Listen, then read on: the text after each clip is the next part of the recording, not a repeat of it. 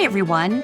My name is Dr. Rita Roy, CEO of the National Spine Health Foundation, and I'm your host for the Get Back to It podcast, where we tell real stories of healing and recovery. What does it mean to get back to it? It means overcoming a spine problem through treatments that work in order to return to the people and activities you love, whatever that looks like for you. It means getting back to your life. We're here to share the success stories of those who did just that. And some of these stories you're not going to believe.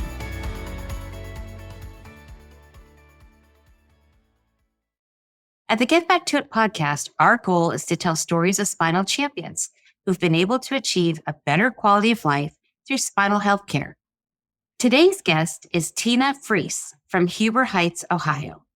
After a seemingly minor fall in May of 2024 led to scans and x-rays, an incidental finding revealed a tumor on her cervical spine, something she had no symptoms of. This led to a spinal fusion from C2 to C6 and a healing journey that began with the loss of movement on her right side. Despite fear and uncertainty, she faced each step with strength and a deep sense of gratitude for the community that rallied around her. Today, she's not only back to work full-time, she's also back to walking her dog, cooking, and the other activities that she loves. She calls herself, quote, the luckiest woman on earth. And after hearing her story, you'll understand why.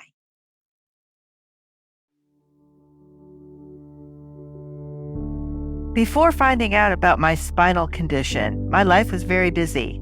I was a single woman working full-time. I own my own home, and between working, cleaning, and maintaining my home, walking my dog, spending time with friends, and doing some good old-fashioned home cooking, I was always on the go and enjoying every minute of it.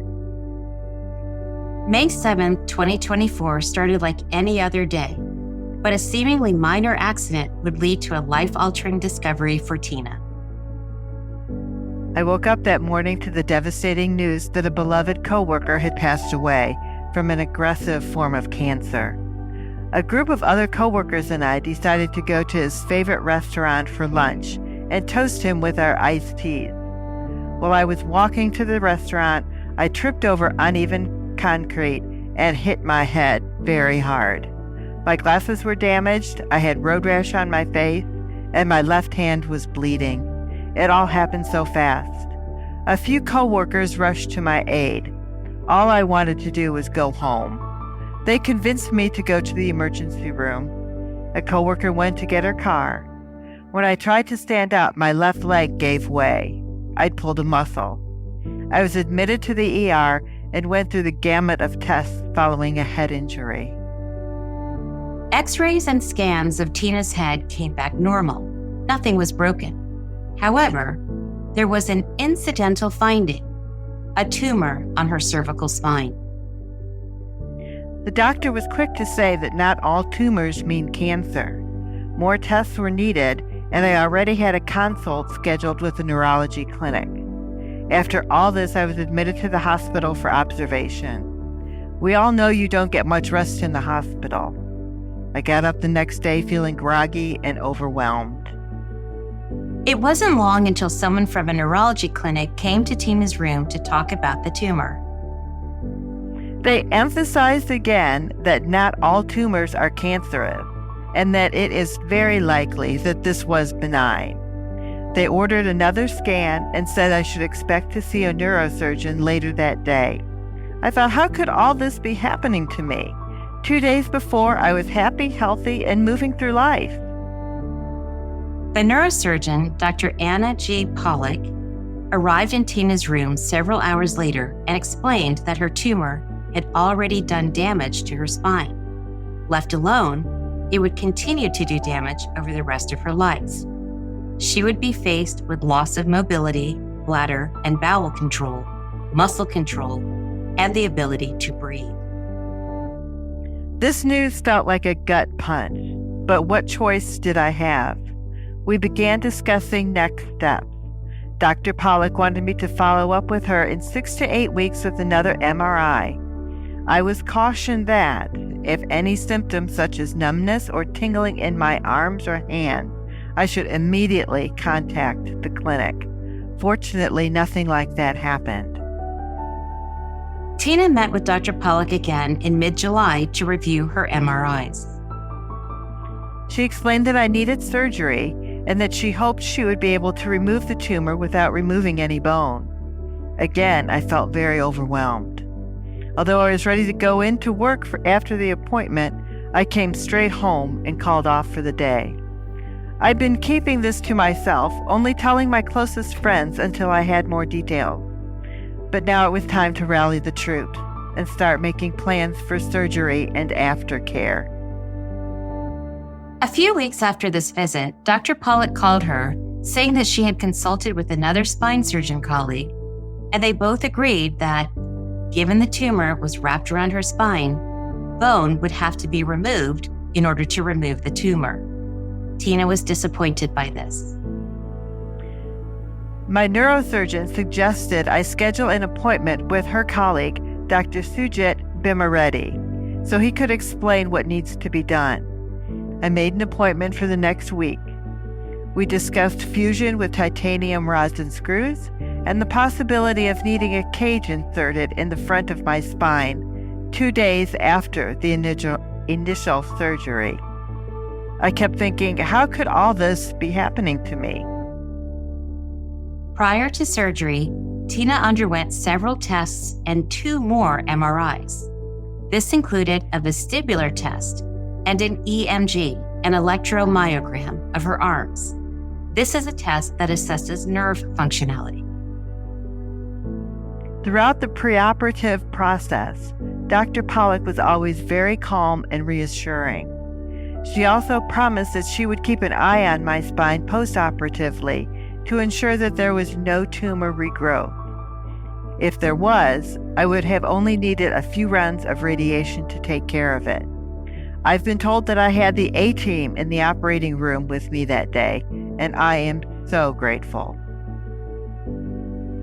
The surgery entailed removing the tumor and fusing Tina's spine from C2 to C6. In total, the surgery lasted 11 and a half hours. At some point during the surgery, I had lost the use of the right side of my body. I don't remember exactly when I was told this. I think my brain has blocked that out, but it was quickly apparent when I had to be picked up to be moved from the bed. As concerning as this was, I was happy to find out that I did not need a second surgery to install the cage in my spine. Tina then spent a week in the neurology ICU. She didn't remember much from the first few days of her stay there. However, she was not going through this alone. Her friend Susan came from North Carolina to support her for a few weeks after her surgery. Their initial hope was that Tina would come straight home from the surgery and Susan would simply help her around the house for a few weeks. However, due to Tina's loss of mobility, they both knew she would have to do inpatient physical therapy. From there, I did 13 days of inpatient physical therapy. I remember my first day of physical therapy. I was put in a wheelchair and taken to the therapy gym. They rolled me up to the parallel bars and helped me stand. I had a therapist in front of and behind me. They told me to move my right foot. It slid only a few inches. That was it. Always encouraging, they sat me down and started building up my strength rather than mobility. I used a bicycle machine and practiced moving my leg up and down, side to side. During this time, I also saw occupational therapy who had me doing exercises with my right hand. This included picking up small objects, using playing cards, digging through rice to find objects, and even working on a keyboard. I arrived feeling doubtful about my recovery. I remember Susan and I discussing whether or not I'd ever walk unaided again. One day, when my physical therapist came to get me for our session, she didn't have a wheelchair. She pulled out a walker and said, "Let's go." Slowly, I was weaned from using the wheelchair to using a walker. That was an accomplishment. On day 13, they felt I was mobile enough to go home. After Tina was discharged, she only used her wheelchair once. She was grateful to be steady on her walker. From there, she continued in-home physical therapy for a month. Coming home was so nice. I was so grateful to sleep in my own bed and be with my dog. Life was getting better. I wore a cervical collar only when I got out of bed. Susan was always there to help me. She wouldn't let me get up out of bed by myself, not even just to use the bathroom. I received additional support from my work supervisor, coworkers, and other friends. They organized a meal train for me. So much good food started pouring in. My high school friend, Nancy, who lives in New York and is like a sister to me, came to visit too. That October, Susan had to go back home, but Tina wasn't ready to be on her own just yet. So her friend Linda came from Florida and stayed with her for 10 days. Linda took over whatever cooking duties were needed, laundry, helping keep track of who was coming when, driving here and there. It was a great time catching up with her. During the time she was with me, I used a cane for the first time. I broke down in tears when I first walked with it. That was the moment I realized that I could beat this and win. Eventually, Susan came back to continuing taking care of Tina. They both saw Dr. Bimaretti in the late October for a postoperative appointment. At that appointment, Dr. Bimaretti said I could stop wearing my cervical collar. He was very pleased with the postoperative x-rays. Since I wasn't taking any narcotic medication, we agreed to get me back to part-time work on November 15th, which would be 2 months after my surgery. I started to practice driving and walking in public places. Susan moved out. I was apprehensive, but each day got better. Tina enjoyed returning to work. She had a line of coworkers outside her door waiting to hug her and welcome her back. I was truly overwhelmed with all the greetings I received. I was so thankful for each of them. It was a little harder going back to work than I expected. I was beat at the end of each day. A few weeks into returning to work, I started outpatient physical therapy. I had to push through each day to build endurance. Occupying my mind with work and appointments was good for my mental health as well. On January 13th, 2025, about 4 months after her surgery, Tina was able to return to work full-time. She still persisted on with her physical therapy. I can't say that I'm completely symptom-free just yet. I have minimal numbness and tingling in my right hand. I also get these sensations that I call the zappies in my upper right arm. It is still part of the healing process. Since my cervical spine is fused from C2 to C6, I do not have full mobility in my neck and never will. I am still working on strengthening all of the muscles in my back. With the fusion, I will need a very strong back to support the rods and hold my head up high. I am still working on my full speed ahead. Building my endurance has greatly improved.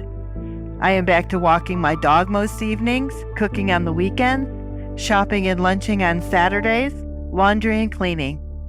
I also went to my first baseball game a couple months ago and returned to Great American Ballpark for a Cincinnati Reds game.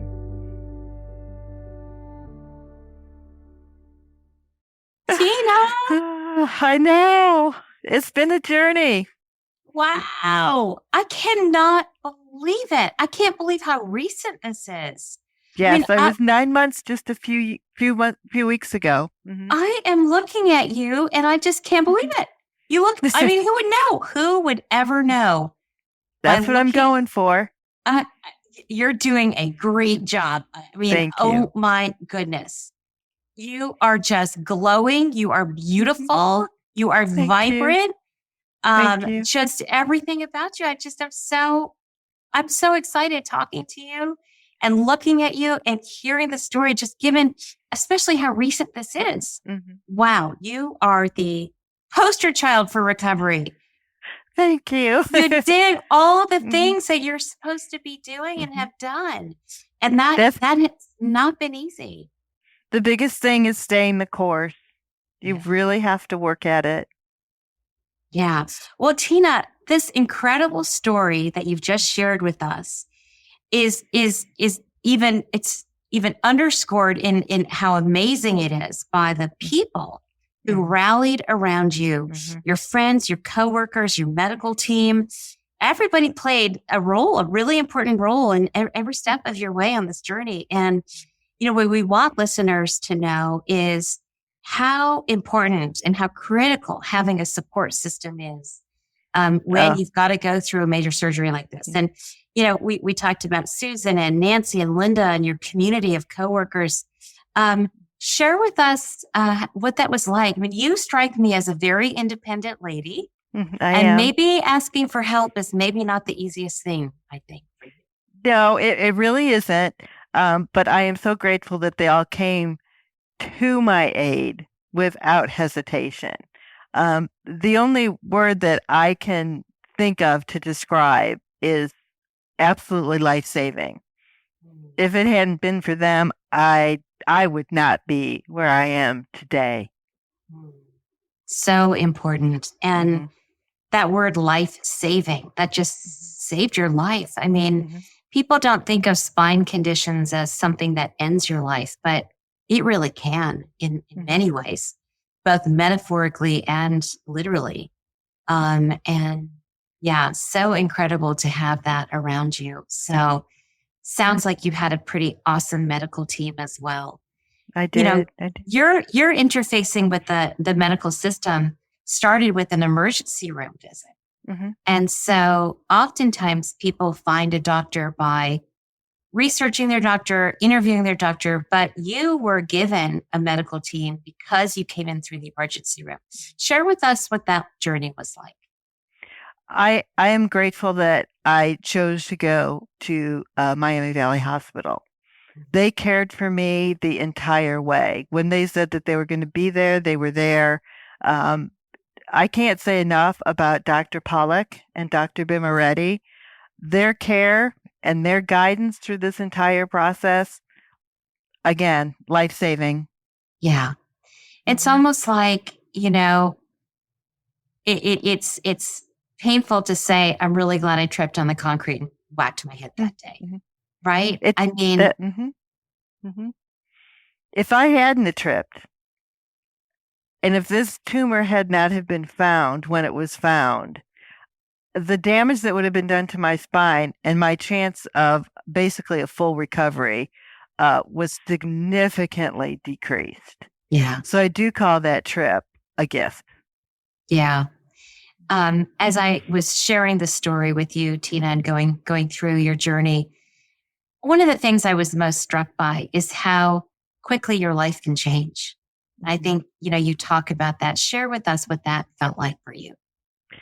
Like you said, I'm very independent. I mean, I could take care of everything around my house and in my life. And then all of a sudden, there I was in a hospital bed. I was facing the decision, do I have this major surgery or do I just put it off? And then I would be completely incapacitated for the rest of my life. And that was just something that I couldn't have happen. So I didn't really have a choice. I had to Yeah. move through and I had to do it. And like I said, I rallied the troops. I had to call them and say, this is what I'm facing and I'm going to need a lot of help. Yeah. And they came rushing in to support you. Hmm. What a Hmm. gift. Hmm. What a gift. So much of the time we're going through our lives and everything is fine. And it feels like in an instant, things change. Hmm. And it feels like that happened for you that day. It did. Yeah, I want to get back to what was my normal. Mhm. And I don't think I'm ever going to get back to that exact normal.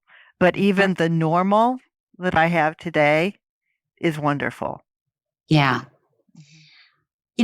As we go through time, as we age and we progress, our bodies do become less able to do things. That's sort of part of aging. So some of that is going to happen as we go along. Maybe we're not going to be able to do those big ski jumps we did in our 20s, or you know do those kinds of things. And I think that when we talk about modern spinal health care, we talk about getting back to life, getting back to the things that bring us joy. And that might be sometimes slightly different than when it was before the surgery. And that doesn't mean that you can't, enjoy the things that you've always done. You might just have to alter the way that you do them. That's right. Right? Mm-hmm. What would you say is the most significant thing you've had to change in your life? That's a tough question because I'm trying so hard to get back to normal. Yeah. I have a little less endurance. I am trying so hard to walk and stand up straight, but I'm pushing forward to get back to where I was.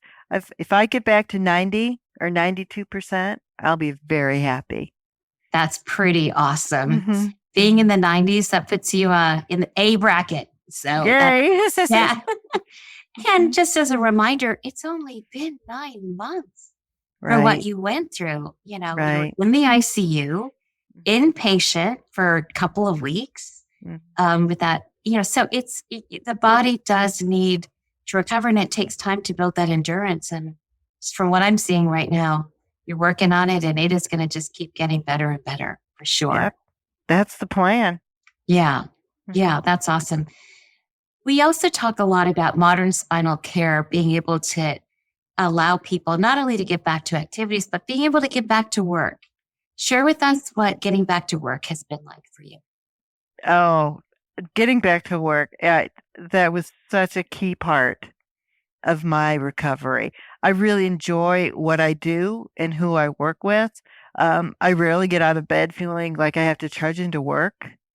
So really being able to get back up and get into that, working a full 40-hour week again, I am just so grateful for that. Yeah, that's fantastic. Again, it's like a gift when your work is something that also brings you joy and fulfillment. So that's really awesome. Tina, I think that another part of your story that struck me as being a moment that could have been mentally challenging as physically challenging were those moments in the hospital when you had to go in a wheelchair to physical therapy. You had to be assisted just to be able to stand. Share with us more about those feelings you had that time. Never in my wildest dreams would I have ever thought that I couldn't walk, that I had to be pushed around in a wheelchair. And that was very difficult. I have to say that everyone at the physical therapy place I was at, they were very kind. I think that they were very in tune to that with some of their patients.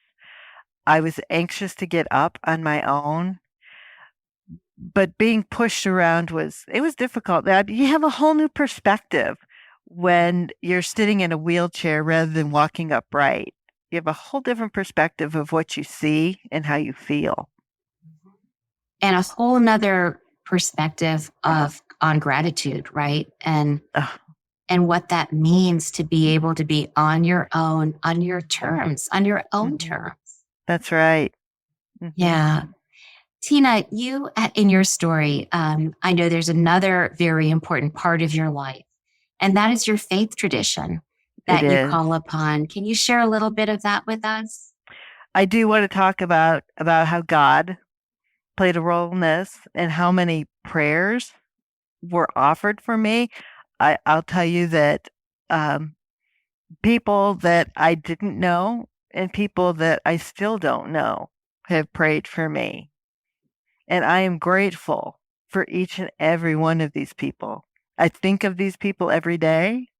I pray for these people every day. And I give thanks to God for these people every day. Because again, I would not be here without that. My story definitely is not finished. The next chapter is really just beginning. And I will say that God is good. If it wasn't for the faith that my parents instilled in me from the time I was a child, again, I don't think I'd be here without it. That is so beautiful, Tina. Thank you for sharing that with us. Having that faith and hope and trust in your medical team that you're going to get through it is absolutely awesome. It's fantastic. Yeah, I had to keep that attitude. I knew if I let myself fall down the dark hole, it would be so difficult to pull myself back out. So I just kept pushing forward. I tried to be just as positive as I could. Susan was at my side through the whole thing. And we shared some tears, but we shared an awful lot of laughs too. So grateful for that. That's awesome. That's wonderful. And I think having that mindset, that positive, determined mindset as you go into a surgery like this, I think really can help set the stage for how you deal with it as you come out the other side. Were there some things you did as you were mentally preparing for and physically preparing to have surgery? I talked to a lot of people. I thought that I was very prepared when I left my house the morning of surgery. I'd had some furniture moved out of the way. I had rugs put up so that I wasn't going to be tripping over them. I'd moved some of the things around in my kitchen because I planned to come home and I was going to be pretty good after a week or two, and I'd be back doing a little bit of cooking, a little bit of this and that. As it turned out, with the loss of my right side, there still needed to be a lot to be done. And, more people came to my aid.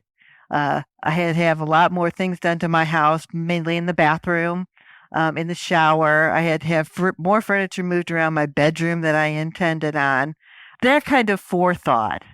And that's, if I am fortunate enough to speak with a few patients who are looking at these kinds of situations that they may be facing, those are the suggestions that I'm going to give to them. Some of the things that I did before and some of the things that I thought about after that I had never even considered. Right. And that's where it is so helpful to talk to somebody who's been through it before. And that's what we're all about here at the foundation, is to connect people, to give hope, insight, share the stories of recovery, and just gain that help and wisdom from others who've been through it. Because you do learn things along the way, for sure. You certainly do. Tina, I'm curious, what are your favorite things to cook? Oh, my goodness. Well, my mom was Polish and my dad was Hungarian, so I do a lot of that kind of cooking. I do like pigs in a blanket. I do paprikas. Paprikas. Yeah. One of my signature dishes is potato soup. I love to do the potato soup. Yeah. And I have some strawberry things that I've been cooking now. I've been making strawberry salsas. Got a couple of bruschetta recipes that I like to do. Yeah. Great. Yeah. Mix it up for the different seasons, it sounds like. So yeah, that's great. And you do all that home cooking yourself. So that involves getting to the grocery store, picking out your items. I'm sure you're picky about what you choose. Especially produce. Especially the produce. Yep. And then getting it home, unpacking it, and preparing it and cooking it. That's a lot. Those are a lot of steps. Yeah. And cleaning it up too. And then clean it up and stuff. Yep. Right. Yeah, that's a lot. So are you doing most of those steps now, or? Yes, I am. Yeah, I am. Yep. I'm chopping up all my vegetables and I'm doing it all. Amazing. That's amazing. Yep. Are you cooking making my soup for lunch and all kinds of things. So it's very good to be back to that. I do remember walking by the kitchen when I was in physical therapy, the inpatient physical therapy.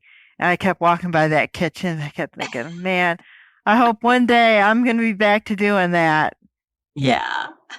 And here you are. So, did you cook something today? No, most of my cooking is on the weekend. on the And then I weekends. have Like, things in the fridge for just like reheating after yeah. work.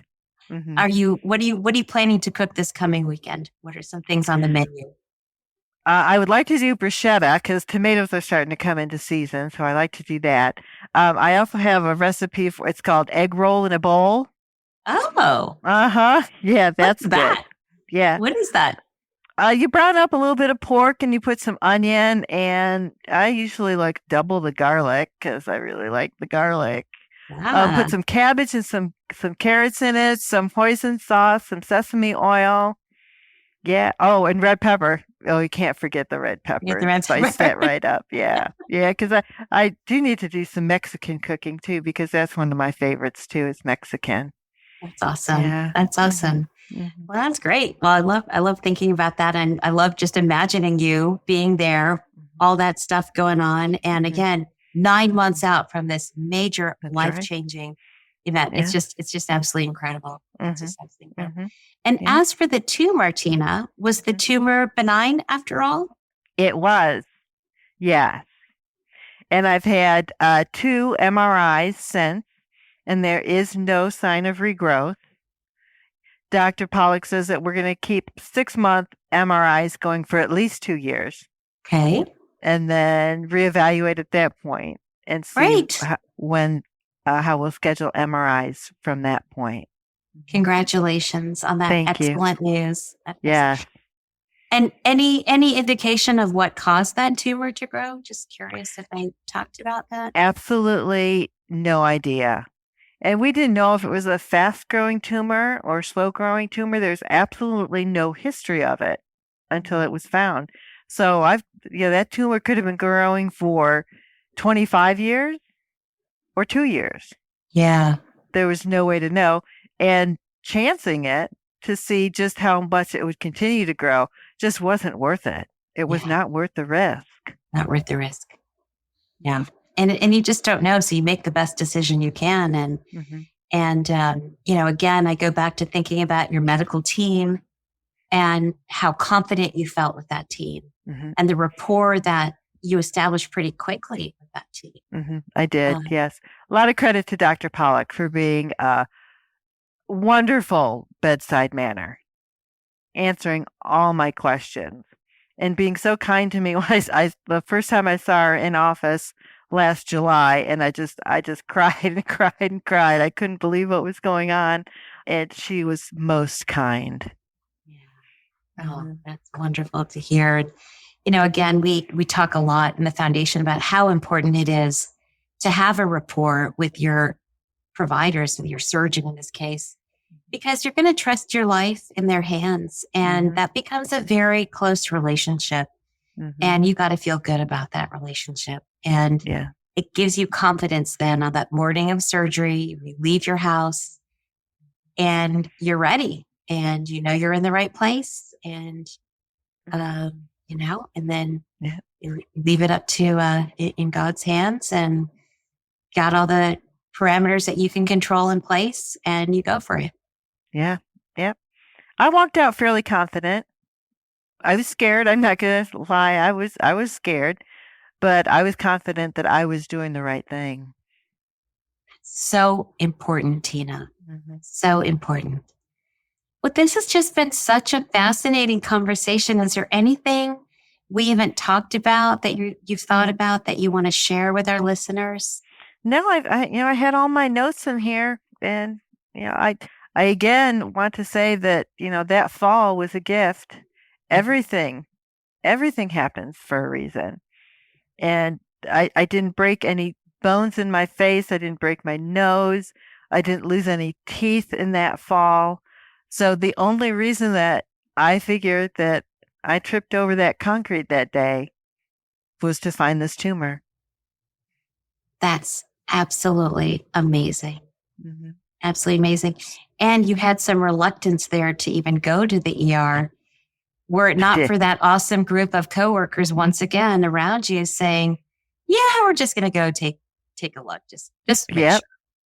You're right. Cause I just wanted to come home and, put some Band-Aids on my face cause it was bleeding a little bit. And it's like, No, you hit your head pretty hard. We need to have that checked out. And they were right.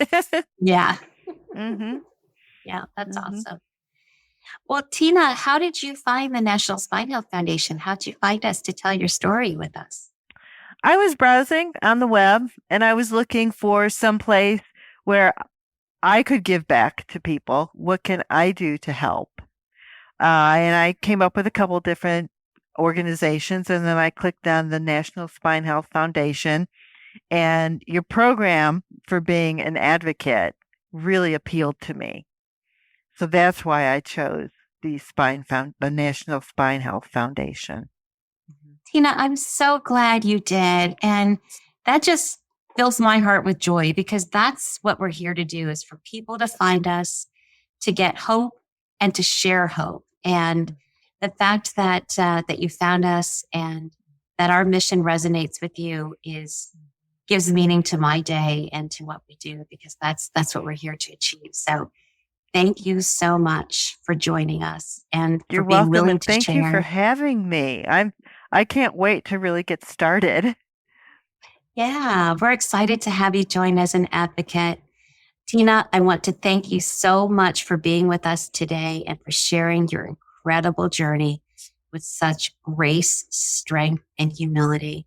Your story reminds us that sometimes the most life-changing moments come from the most unexpected places, and that healing is not just physical, but emotional and communal. At the National Spine Health Foundation, something we believe in most is providing hope for recovery through sharing stories of success and expertise. It isn't always easy to find someone to relate to, even though 100 million adults suffer from a neck or back condition each year. To hear more stories of spinal champion recovery and access educational materials about spine health, visit us at spinehealth.org. If you're interested in supporting our show financially, you can contribute at the link provided. Thank you for listening.